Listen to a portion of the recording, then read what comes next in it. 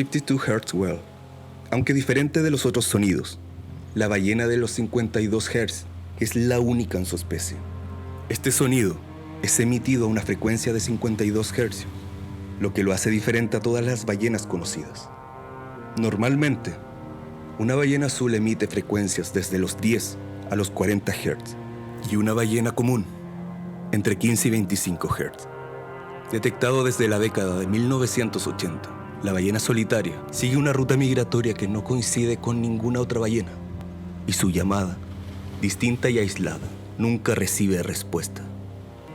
Escúchalo tú.